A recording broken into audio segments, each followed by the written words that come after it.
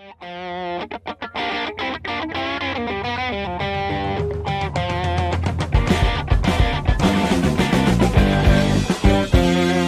afternoon, everybody. Welcome to the TraderMerlin Show. It is your Thursday afternoon edition. Good to see Sly Dog chanting out some Grateful Dead lyrics to start the show. That's a rarity on this program. Thanks for that one, Sly. Made my day. We will talk about the markets overall, and then I sell off maybe a little bit later on, but I want to make sure I have time to get to today's guest. Now, we'll talk about options near the tail end of this and looking at the Vega side of things with Sean Reed. But I want to start off talking about family, about children. And I've had discussions with my friends recently about, man, if I was taught what I know now about trading when I was, let's say, 10, 12, 13, 15 years old, it'd be completely different. You know, back then, I just was playing in the dirt and doing dumb stuff. And my dad taught me about fiscal responsibility and money management, but never really taught me trading. And I think that it's one of those things that as parents, you should be teaching your children to trade. So that's where we thought we'd start off today. We got our wonderful graphic here. It says, teach your kids to trade with Sean Reed joining us from Northern California today. Sean, how you doing, my friend? Great. How are you? Wonderful. Good to have you back on. It's been quite some time since we had you on the show. It's always a pleasure having you.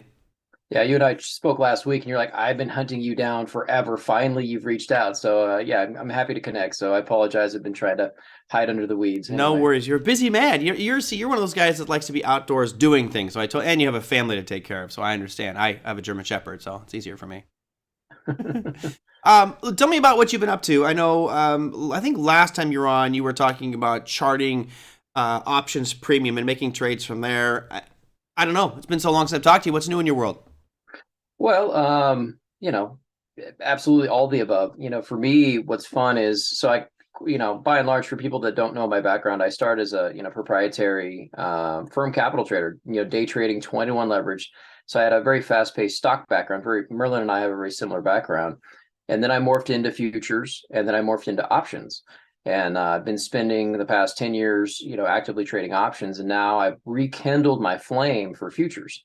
So probably for the past, 3 years, probably, I've readdressed trading futures, but then just attacking them with spreads, which have been kind of fun. Mm-hmm. So that's my personal trading. That's what I'm enjoying. I'm enjoying spread trading and rekindling some things that I used to do a long time ago.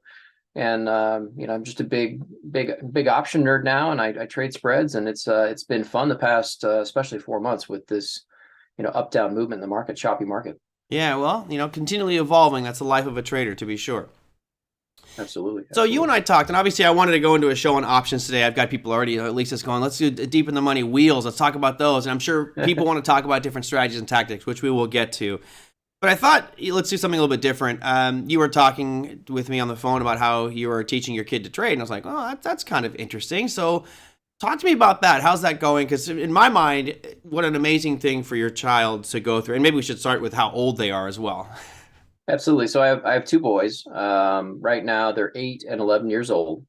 And we were, there's more backstory to it. And I can share a little story. And Merlin and I said, hey, I want to bring up this legacy trade I did, kind of perks the ears. But we were driving to Southern California. And why were we driving there? We were driving to go to Universal Studios, just as on a fun little bender with the kids. And pulled up my phone. Him and I have been watching Roblox for probably the past 3 or 4 months. And we started looking at it, was $45 a share. My son enjoys Roblox, the video game. And it became listed, on the NASDAQ. And so we've been keeping an eye on it. And sure enough, it dropped down to $30. While we were driving down the road, I pulled up my phone. I'm like, oh, take a look at this. I turned around. I didn't skip a beat. I'm like, Rowan. Rowan is my oldest child's name. And I'm like, well, you and I have been talking about Roblox. He says, yeah, Dad, where's Roblox at? And I said, it's at $30 a share. And he's like, really? And I'm like, would you like to buy it right now? And he looked at me with a strange look. He's like, really? We can buy it right now while we're driving down the freeway? And I'm like, yeah, let's, it looks like a good price. It's been, beaten up enough. And because we were planning on holding it for 6 months to a year. And I had a friend told me that pick a stock that the kid may be interested in. And so that's kind of why we were keeping an eye on Roblox. So I kind of had a vested interest from him. So he was actually providing more of the drive. Hey, Dad, where's Roblox at? And long story short, he has a college savings account. And I'm like, well, we can buy it right now. I'm like, I didn't have his account numbers and like, so I just called, I phoned in the order, and I think we paid $30.30 a share for Roblox.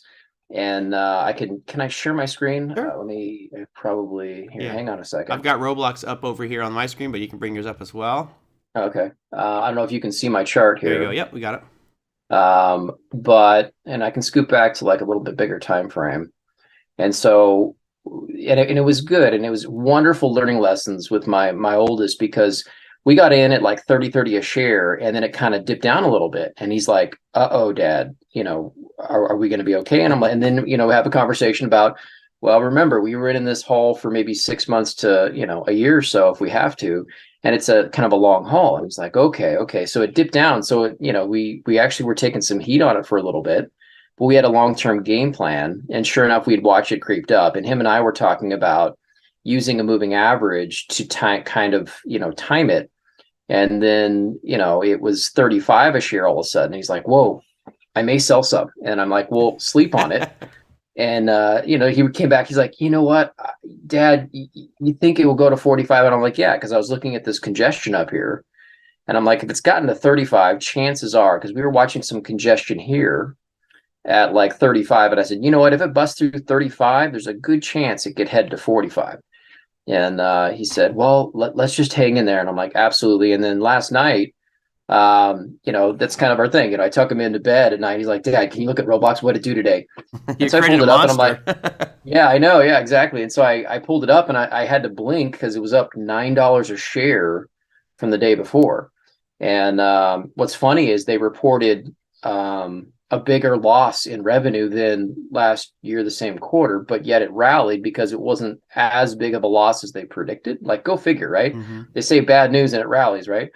And so I said, oh my gosh, I think we hit our target. Do you think we should get out? He's like, absolutely. Let's get out, dad. Let's get out. And so sure enough, I woke up this morning, crawled out of bed, and then literally I had to phone in my order because it's a college savings account.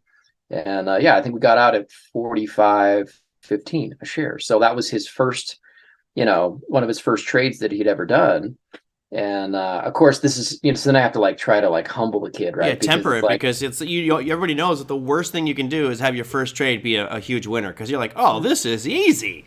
yeah, because it's like technically it was a 50% return on our money, the first trade. So it's like, okay, here we go. Now I have to have a talk track that this doesn't happen all the time. And so that's in a nutshell kind of the story between the legacy trade. Actually, I got out this morning on that specific trade. You know, So I as can give you. as a father, it's kind of interesting that you talk about the kind of the first trade, but I'm sure doing all the different things that you do and teaching all the different places, he sees what you're doing, and I'm sure that you're educating him through that process and saying, okay, this is what a stock is. I'm sure you've gone through that explanation process. What you're right now is probably predominantly equities, right? Understand the underliers. At some Right. point, if his curiosity stays piqued, do you start to sprinkle in the options side of things and go more complex?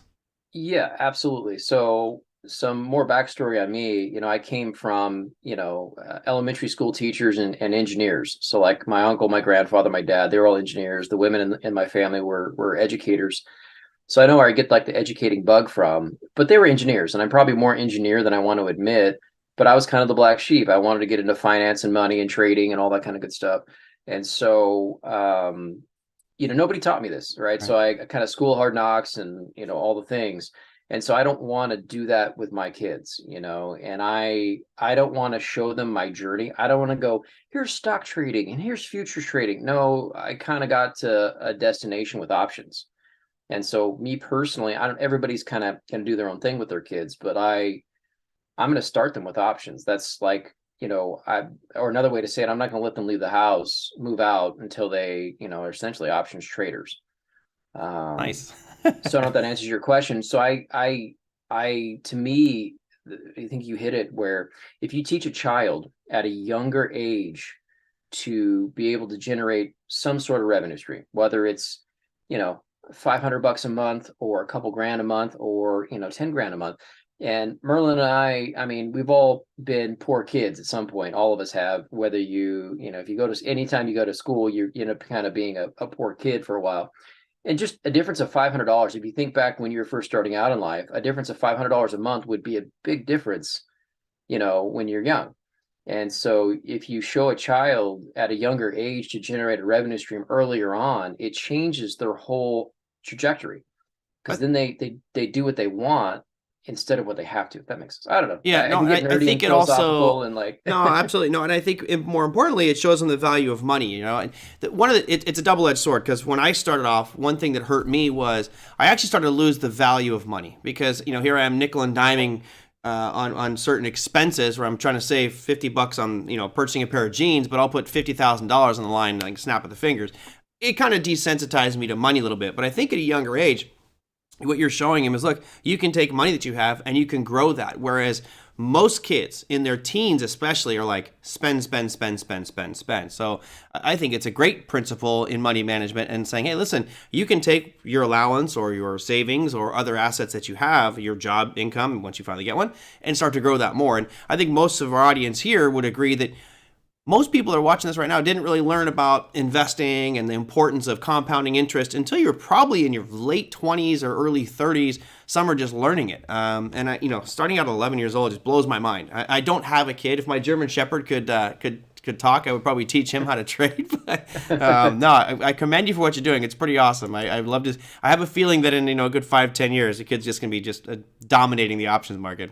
yeah, and I can give some more advice too, because this is a question or comment that's come up probably a bunch of times over the years. And what someone told me one time is pick something that the kid would have a vested interest in, that he'd be interested in.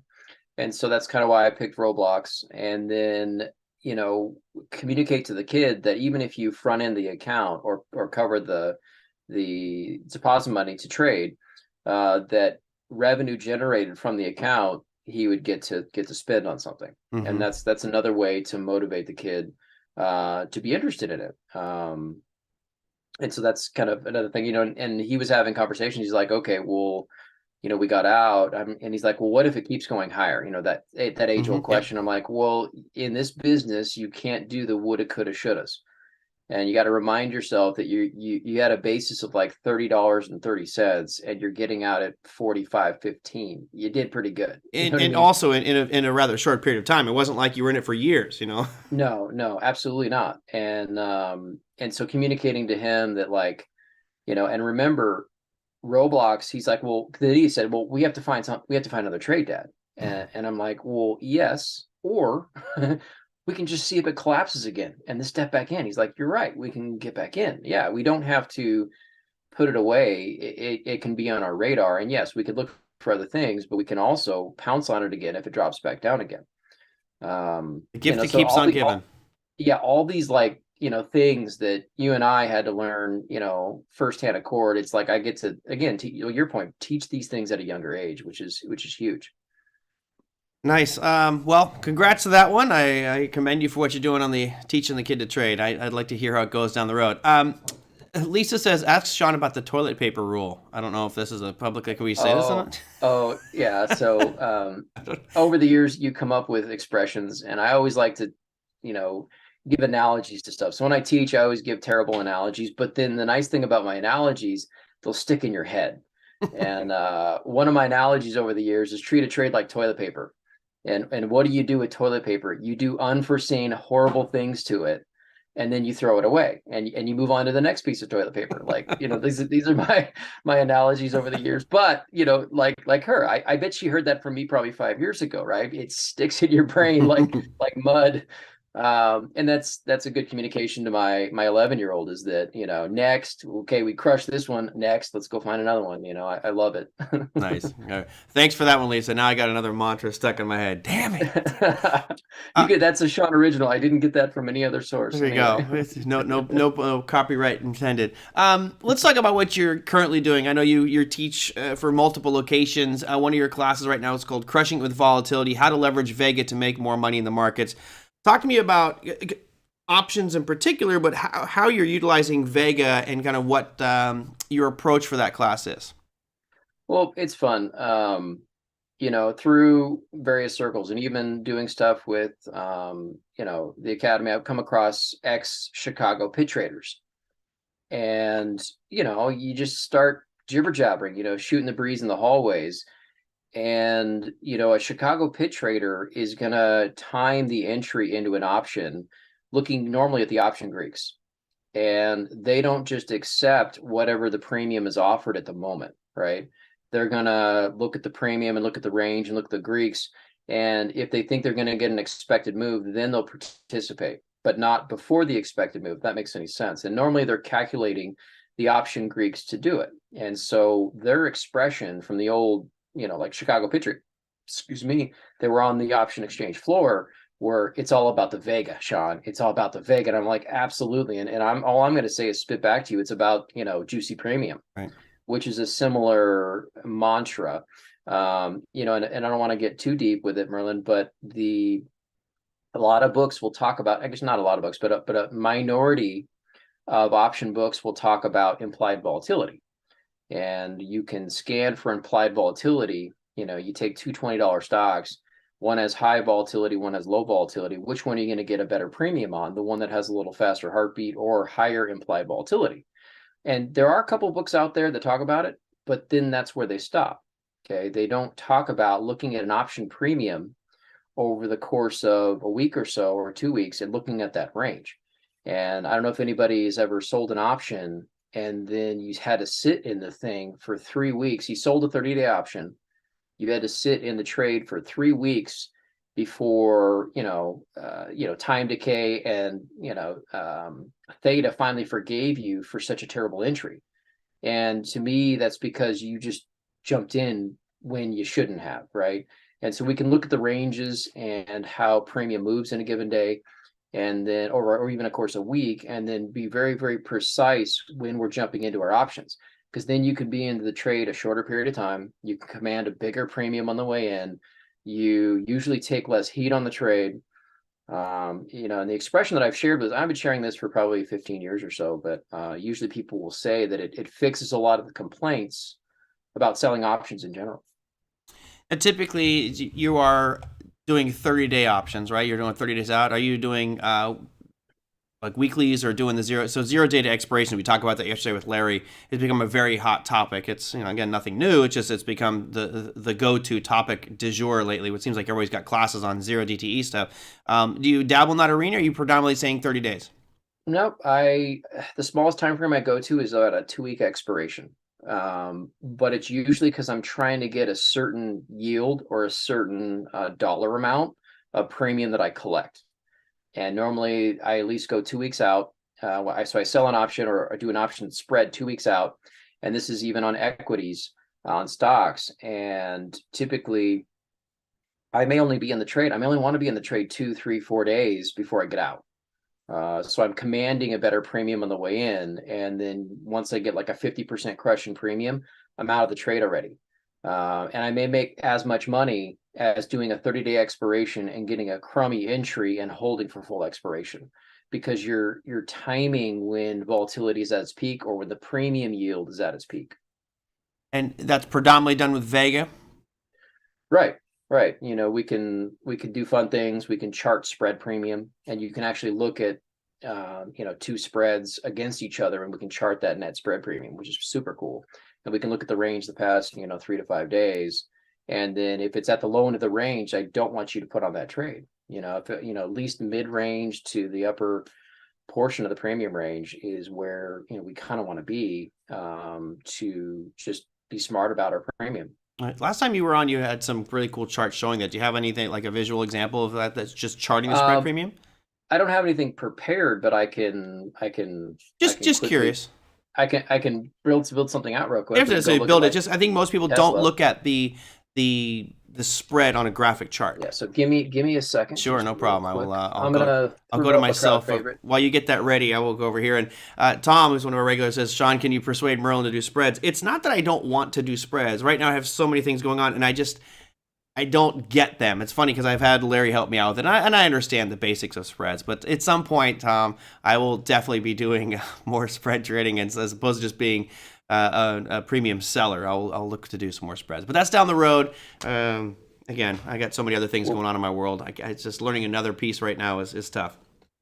Well, another actually, it still counts as legacy for me. I'm actually working with my nephew right now, and he is 25 now. Mhm. And I've been working with him, Merlin, selling single leg, mainly cash secured, calls and selling cash secured puts for the better part of a year. And over the Christmas break, I finally pushed him over the edge, and now he's a spread trader. Great. So it's not just, my kids. It's fun because I get to practice teaching spreads to my nephew, right? So like that's family. So now I get to go cut my teeth with my 11-year-old. So now I get to teach spreads to my, because I'm working. So we did a stock trade, right? Now I'm going to teach him candlesticks, and then so I'm literally working with him in the past couple of weeks, learning candlesticks. And then I'm going to tackle the whole option conversation. And I think our next trade, if we do attack Roblox again, I'd like to set up some a spread in Roblox instead. Yeah. Because at the same time, when him and I put on the trade, and he jumped in at 30-30, I sold a put credit spread on Roblox too. And he was grumpy because I made a confession to him. I'm like, well, we put a trade on your college account. Well, I went ahead and did an options trade, and I'm already out of it, and that was like a week later. He's like, I told him I made like $800 on it. He's like, I need to do options. I'm like, okay, here we go. Because he, I think in the end he made more money than me, because I think he made at least, I don't know what he made, a couple grand on it. But it was a quick, trade for me because I only wanted to be in it for a week or so, and I just did a spread on it. Nice. So can I share my screen? Yeah, of course. Anytime you like. The watchful eye of my assistant over here, his name is TJ, will do it for you. I remember. It's synthetic TJ. So I remember. old TJ. There you go. All right. So you can see my chart and option chain. Yeah. Yep. We'll Tesla. So yeah, here's Tesla, and Tesla's crazy. We could go check out the weeklies if we want, but just to show you what this kind of looks like, we'll show you what charting a spread premium looks like. So here's Tesla, and what if you, we always start with trend, and on a weekly trend, we're still biased towards the upside. So you're thinking, the volatility is high in Tesla, so implied volatility is high. So you want to be a credit trader anyway. If we were to jump down to like a daily chart, here's where we are. Tesla is having a bad day today. And this is perking my attention because if the stock's having a bad day, it's inflating all put premiums across the board, which is a good thing. So now we're on a daily, and we can zoom in and find a little area that we may want to participate with. At first glance, here's a area of, demand or support, but this looks a little bit better. And typically I go 2 levels below current price. And for some people, it's a paradigm shift because they realize that you can structure trades where price won't go. Right. There's no guarantees in life, but another paradigm shift for people, you can sell options outside of the support and resistance levels or outside the supply and demand levels. You just use those to your advantage. Well, right. You're using them as a barrier, right, which oftentimes are paradigm shifts for people. So let's go check out the 170s on Tesla, right? Funny, just a month ago, I was just selling the 100s and the 120s, and I was like kind of hoping to get, put me the shares. Dang it, ran it over to $200, man. So just for conversation's sake, we could sell the 170s. This would be our moneymaker, and then buy the 165s. That would be our insurance leg. And it appears we can bring in at least 95 cents a premium. And that may not be enough for some of you. That might be plenty for others. It just depends on running your business. Could we be a little bit more aggressive? Maybe do the 175, 170s, a little more meat on the bone. But for all intents and purposes, we'll keep it simple. I'm going to go copy the 170 leg real quick. We can have a quick conversation.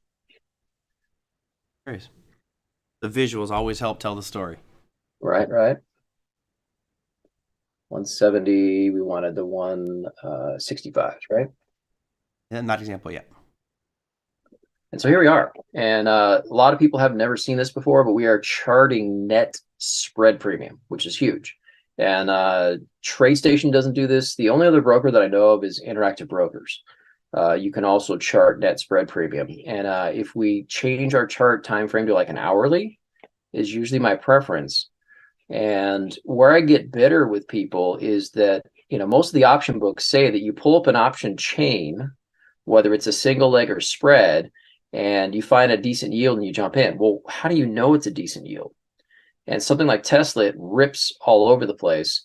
Right now we could get 85 cents a premium, but earlier today for the same exact spread, again, this is the spread, a $2 premium this morning, right? And even maybe you're being optimistic. Well, if we look just this week, right?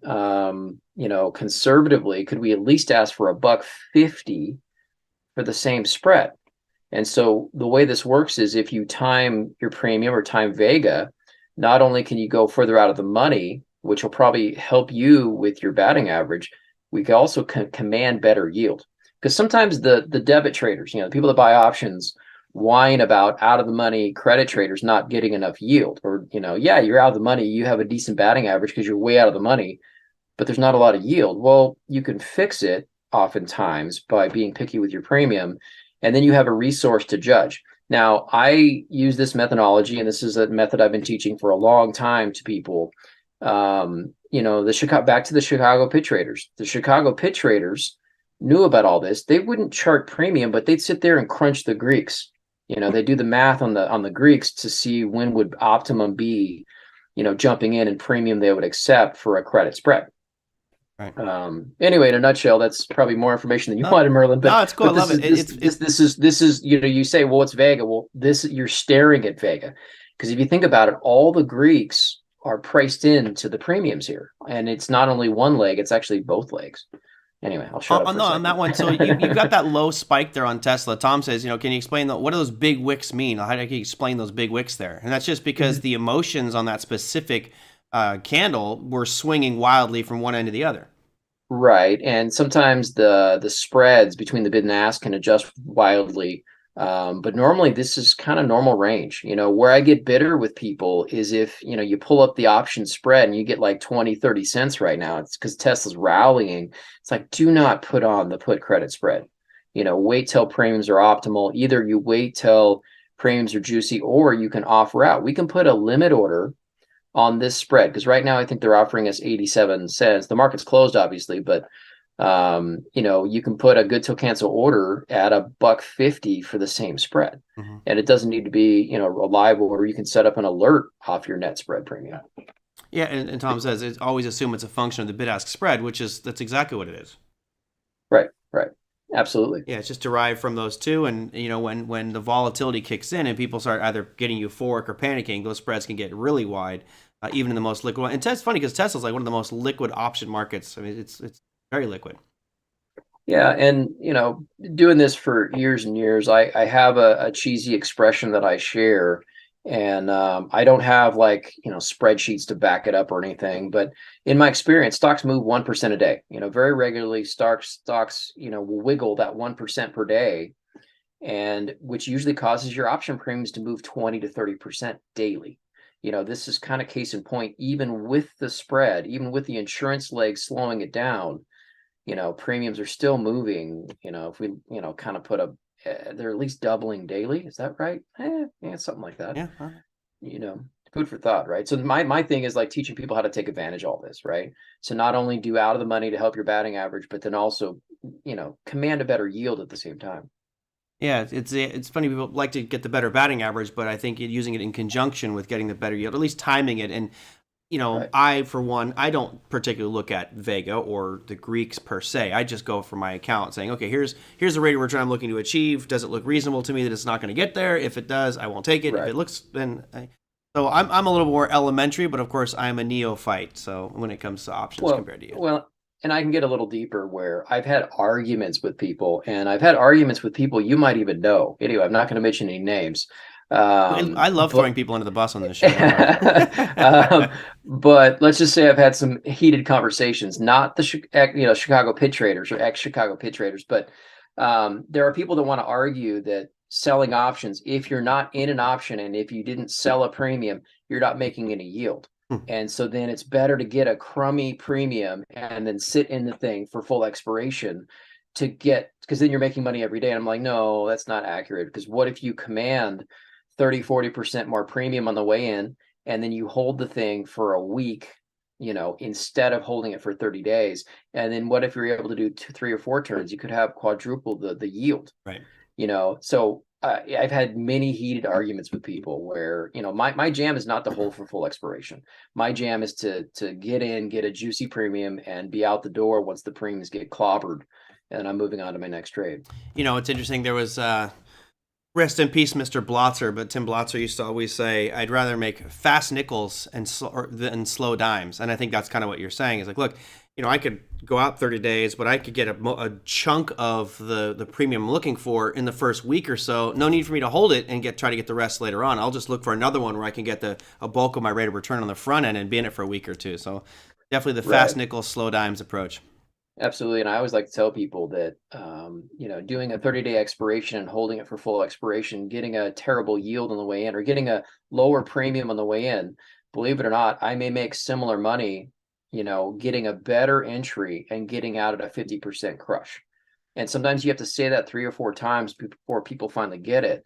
But yeah, if you're picky with your premium, you may do a 30-day expiration, don't get me wrong, but you may only be in it for 3 or 4 days. Once the inflated premium that you commanded erodes 50%, you might make similar money if you did a 30-day expiration, holding it for the full expiration and getting an inferior yield or inferior premium on the way in. I don't know if I elaborated. I don't know if I'm sounding very eloquent, but you are. Makes sense to me. It's very technical. I mean, it's fairly advanced because I think it's just a topic that's foreign to most. I think, and then like I say, the only people that I've come across that are similar minded are the ex-Chicago pit traders. They know about all this, right? That's why I love talking to them. Actually, Michael Young was out here recently, and I took him out to had a little dinner with Michael Young. Always a pleasure hanging out with that guy and some of the other ones. So yeah, I miss the event, the OT event days where we bring in all the traders and kind of like pick the people you wanted to hang out with.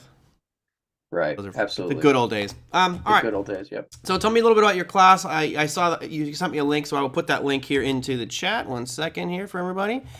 There you go. So this is the registration page. I think that is it. Yeah, that's a link to a promo that I'm doing. I'm teaching, not really teaching. I'm doing live sessions with wealth builders, and it's basically just pull up your sleeves and let's get to it. And it's spread trading. I'm doing live sessions weekly with them, and that's a promo to kind of get a free training, if you will. I'm also doing the focus class with the academy still. So yeah, I'm enjoying what I do and raising kids and trading spreads. It's a blast. I love it. It's fun, especially all the things that you can do. You're living a life that I think most people would aspire to do, which is like, okay, I'm building a racetrack for my kids on my property. I got to do all this stuff with my kids and family, and I'm trading, and I'm teaching them to trade. So that's pretty amazing. Yeah, no, I think that I get to scandalously take advantage of my boys. It's like, I want to go do this. Oh, by the way, you're coming with me, So it's like I'm dragging them along. They're old enough now that like I can go do whatever I want, and they're pretty well self-sufficient now, So I'm definitely enjoying raising boys, as dealing with the pro and con, but it's definitely a kick in the pants, and that's all I have to say about that. Awesome. Love it. Hey, well, thank you so much for coming on. It's been a couple of years. Maybe we should probably try to make this a little more frequent, Make it more regular thing. Yeah, why not? I always love talking to you about markets, and we could talk about different aspects of trading and options and things like that. You could pretend that we're 11-year-olds and you could just teach us. How about that? You and I are anyway, like-minded, so it's fun. It's fun awesome. For me. So well, cool, man. Thank you so much. I know you got a prior engagement. I told you I'd get you out here at 35 after. You got 30 seconds left. So thank you so much for coming on today. I appreciate it, and I'll look forward to talking to you soon. Sure. Thank you. Thank you for having me. Take care, Merlin. All right. Bye-bye. Guys, that was Sean Reed talking a little bit of the option side of things today. He has a class, and I put that link to the chat there. It says, reserve your seat for this free class. Now, free is obviously a pretty dang good price. We like free. Free is good. If you want to know more information, click that link. He also has a focus series at Online Trading Academy. I actually now have a focus series coming out there as well on cryptocurrencies and digital assets. But fun stuff. Anyway, the graphic today, by the way, is AI generated, and I like it because I had another one, but it looked a little bit too creepy. There's just some weird things going on in the picture. But I think for all of us here, try to, if you are successful, if you do have the skill set, impart that skill set on other people. And that's one of the reasons I teach, is I certainly would like to help people get to a point where they can generate income streams and live the life that they want from their trading. But man, imagine if somebody taught you how to be a successful options trader at 11 years old. Wow. In high school, I can assure you that Sean Reed's kid is probably going to get picked on in high school. Probably because he's going to be so smart and he's going to be just miles above the other kids out there. Anyway, Good. Hope you guys enjoyed that one. Let me real quickly run through some of the stuff that happened out there today. As you guys may have saw on my Twitter feed, that I was having fun with this one. I tried to have some fun, and that was with the picture. Let me see if I can bring it up for you right here. I was doing some AI stuff, and I found this really cool graphic of these guys screaming out loud, and this is the graphic I picked. I go, this is floor traders watching the PPI number come out this morning. Daddy Powell raising rates soon. And I was like, you know what?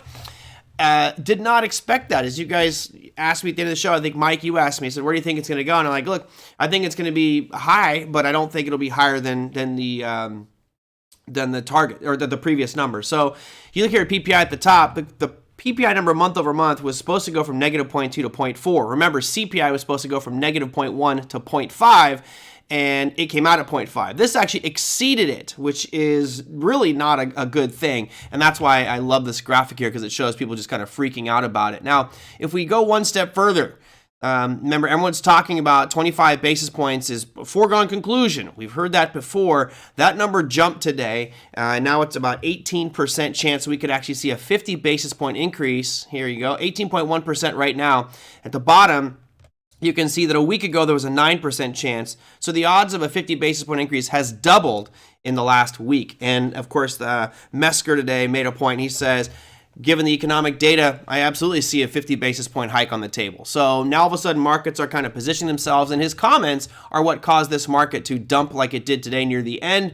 NASDAQ, which is good for me, put those puts back in order. Let's go just show you the 5-minute here. I'm sure all of you were trading and watching this. But right as Mesker was speaking, it just flopped, just really tanking and closing right near the session low. So 1.94% down for the NASDAQ today. S&P was down 1.41. These are all on 5-minute time frames here. I'll step out to the daily because it looks horrific here, but it's really not that bad when you look at it on the daily time frame. It looks just like channeling and bouncing sideways. Whipsaw, if you will. Here's our Dow, which has done exactly what that yellow box is intended to do, just traverse sideways, sticking inside of that range. Currently, the Dow is down 1.27% on the day. Russell down 1.03% at 1945. Crude oil slightly up, but again, it looks just like the Dow, stuck in that yellow box and traversing sideways. Gold, you have gold continuing to drift down. Now, we talked about some of the next areas of demand, which were going to be this lower, this candle right here, which we actually hit today. So at this 1835 mark on gold, maybe a decent bounce point here, especially if the inflation topic keeps going up, because of course, rising inflation typically leads to gold and silver doing better, although they didn't do that great today. And let's see, last one on the list is Bitcoin. Surging again. It's actually giving back some of its gains. It was over 25,000 here just a little bit ago, as Rajesh says. Bitcoin hit 25K. Yes, it did. Actually got to an intraday high of 25,345 on the futures markets, which is good news, but we still haven't broken above these highs from back in August of last year. So I still have this looming pessimism in me on it. Now, granted, I'm long Bitcoin. I have a bunch of Bitcoin long and a lot of crypto long, but I still don't think we're out of the woods yet. I hope I'm proven wrong.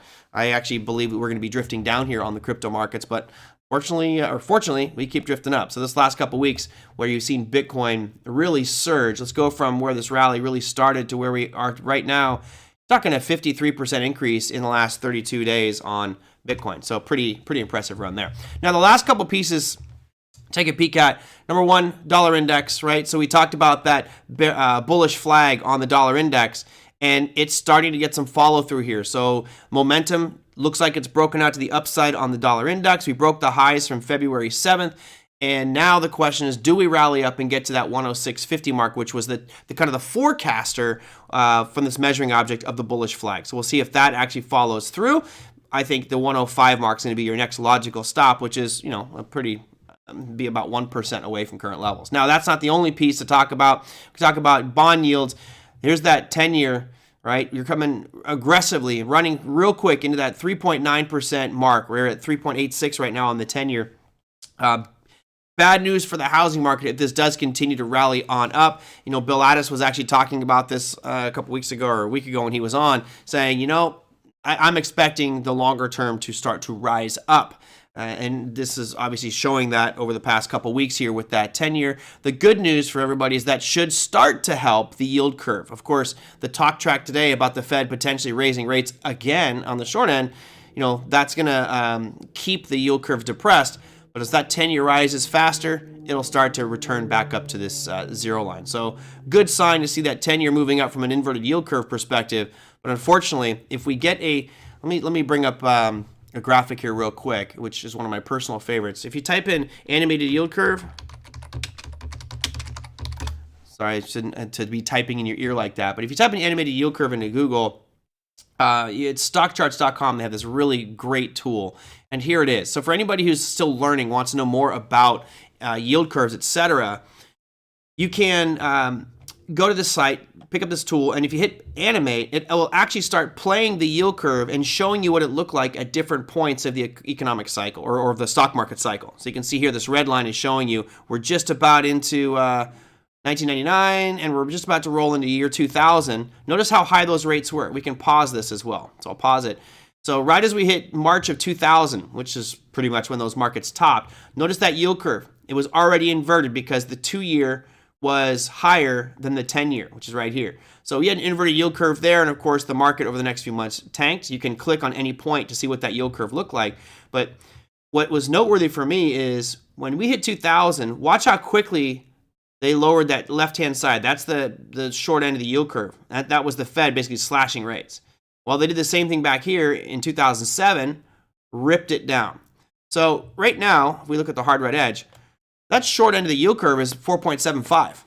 If this turns into a normal yield curve, right, a normal yield curve, which means that this line will actually be trending up, any guesses on what the 10-year is going to be?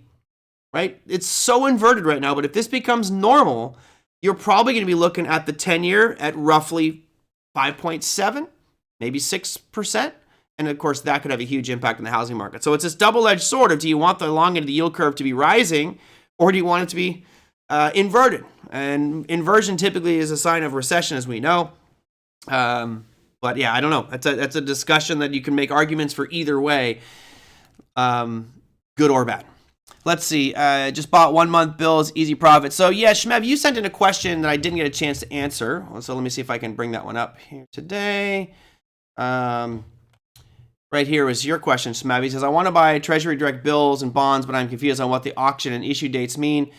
Well, obviously every bond's going to have a duration, and that'll be the issue date. And each date is going to have a different yield. As time goes on, those rates are going to be locked into that bond at a different rate. So when you look at the Forex factory calendar, it'll show you the yield for the most current auctions.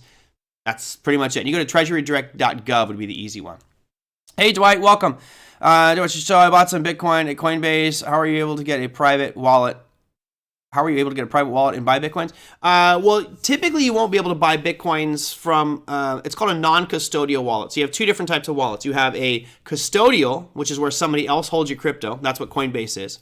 Or you have non-custodial, which would be something like my Nano Ledger or a MetaMask or a Trust Wallet or Atomic Wallet. Those are you control everything. Through some of those non-custodial wallets, which is really where you should be keeping your Bitcoin or any crypto, keep it in your own possession. With that, you can sometimes link up through either your credit card or go through ACH, which is automatic clearinghouse, which will connect to your checking accounts or savings accounts. So most of the centralized exchange wallets, which would be your Coinbase, Kraken, Binance, etc., you can connect directly to your savings and checking accounts. It makes it easy to go back and forth. On non-custodial, right, or wallets like this, it's a little more challenging to buy or sell and get cash out, but it can be done. Yeah, if you're at Coinbase, buy your stuff there, move it off. And honestly, Dwight, if you're looking to buy more, you should probably open a Binance account because Binance's commissions are way cheaper than Coinbase. Now, I love Mark Andreessen. I think Coinbase is an awesome company, but as a business, if I'm buying something and I'm paying 1% to 3% more over here, I'll find the alternative is going to save me, quite a bit of money in the long run. Tom says, Bitcoin looks fine on an all-time chart, on a log scale, 4-year cycle, playing out per script. It's actually moving up too much right now per the 4-year cycle. It really is. On the grand scheme of things, it shouldn't be moving up this much. It should be slowly chunking its way up. So let me go here to the, where's my Bitcoin? There it is. And Tom loves his logarithmic, so we'll go log. There you go. This is for you, Tom. And let's go weekly. So chunking up, going up, 4-year cycle. It's not showing my top line there, but this, I don't know why that line is there. Right now, we are in the second year of it. So it's actually, in my mind, moving up too much. You can see the gray lines. This is kind of my hypothesis as to what should happen over the next, up until 2025. We're getting to October and November, which would be this traversing sideways probably till, my assumption is going to be, it's going to be till mid-2024 that we chop sideways. And I think what's going to happen, and this is just me thinking outside the box, I think what's going to end up happening is the next bull market run, like the real big one, will happen because of a regime change in the office. And what I mean by that is the Democrats have been very aggressive, and right now much more aggressive than they ever have been, anti-cryptocurrency and digital assets. Republicans have been actually very positive and in favor of it. And if we get a change of leadership at that election in November of 2024, and let's say we get a Republican president, then the belief is that that whole thing could change, and that will usher in the next big move. So we'll have to see how that goes. Golf, Tiger's, is he still playing? I mean, come on, Tiger. How strong is your engulfing candle on the ES, in your opinion? How strong is that engulfing pattern? I don't think it's that great. And again, we can look at it from a couple of different ways. If you're looking at it from the daily on the S&P futures, come on, Merlin. Bear with me. So I'm going to zoom in here. You know, this to me, while it is a massive engulfing candle, I'd rather see that at the end of an uptrend or downtrend, right? And are we in either one of those? I would argue no. And my argument would be based off of this range bound, right? For 2 weeks, we've just been kind of chopping back and forth. So I don't really personally put that much emphasis on it, Stocksman. I know some other traders might look at it and go, well, in the bigger context, it's an engulfing pattern. Yeah, but it's not engulfing today. I mean, it's engulfing today, but there's nothing that's that critical. It's not like, wow, this is an about face and it shocked everybody. It's just bouncing back and forth. This is that kind of neck-breaking whipsaw we've had for, the last week and a half, and I probably going to continue until we break out of that range. And for those who listen to the podcast, ranges from about 4060 on the S&P to 4200. So we got a 40-point range, 140-point range on the S&P right now. You're getting closer to the lower end of it, but all in all, even though it's engulfing, it's not like it was at a critical location, right? Stocksman, if you want a great engulfing pattern, it should be near the top of an uptrend. It's not just a pattern. Exactly, Lisa. Exactly right. They say when you're buying real estate or buying a business, location, location, location. You can say that something's a hammer formation, but if it's not in the right spot, if it's not at the bottom of a downtrend, it loses its validity, in my opinion. Just my 2 cents. All right, let's see what time we got. Yesterday, I gave you guys over an hour show, so I'm stealing time back for myself today. Here is your economic calendar for mañana. Friday, the 17th, you have quite a few announcements, but they're just really, I would say, not market movers. The dust right now is going to settle from your Tuesday CPI, your Wednesday retail sales, and your Thursday PPI. It was a trifecta of major announcements there. For the U.S., you have import prices. You've got another FOMC member speaking tomorrow, and then CB leading index. So it's actually very quiet and not a lot of, I could say, important news on for tomorrow. Now, earnings, there's really no major companies reporting earnings tomorrow, so I'm not too concerned about tomorrow's trading whatsoever. It'll be hopefully a calmer day and more of a dust settling kind of day. All right, so I had Larry Jacobson this week. I had Sean Reed. I don't know if I have anybody scheduled for next week. I've talked to a couple of traders recently, trying to get them on just to talk. One's going to talk about Forex potentially, and then I need to reschedule Justin Krebs, but I have a feeling Justin will probably push to doing it in March. He likes to do the first Tuesday of the month, so all right, we'll do the first Tuesday of the month. So I'll maybe see if I can find a guest for you guys next week. If not, tomorrow will be a fun day. I have a lot of personal things that I want to discuss with regards to this week's trading. There was some interesting news announcements and reactions by different individuals that I think is noteworthy and should be talked about tomorrow. So I will have a wonderful glass of whiskey tomorrow. Of course, I still have this boiled trade open, which got boiled burned me today, but it's not done. We'll see what happens on Friday's close. And if it closes under $7 tomorrow, which it probably will, then I'll be looking to sell some calls against it again on Monday and just lower my cost basis once again. Let's see. It's a couple of FOMC speakers showed up on the calendar 20 times this month. Yep. And that's the tough part. It's like when you watch all those different FOMC people like Brainerd, you see them all come on. They all have their opinions, but again, Jerome Powell's the man. They can say something about the markets. They can say, oh, I believe this, or I believe that, or I believe the other thing. it doesn't make that big of a difference. It's really more about what Jerome Powell says. But, the comments today certainly did cause that market sell-off because it put 50 basis points back onto the table. Also, I got bring Bob Dunn. Yeah, I wanted to bring him on, but he's been a little bit under the weather and not feeling good, but I'll hopefully get him back on here soon. All right, FLWS. Damn you, Michael. I was going to get out of here early today, and I'm going to make me stay later. FLWS. Flowers.com. Flowers.com looks good in the up move, which has upgraded to $15. Oh, it got upgraded to 15 bucks. I don't care about upgrades or downgrades. All in all, it does look good. You got this nice uptrend. You have this gap. I'm assuming that's on earnings. Yep, it was on earnings. Looks like they beat earnings there. Sold right back down, closed the gap. And, I would argue that if you're going to join that trend, then right now is probably a decent time to be buying Flowers.com. Now, I don't really trade this one, so what's the liquidity on it like?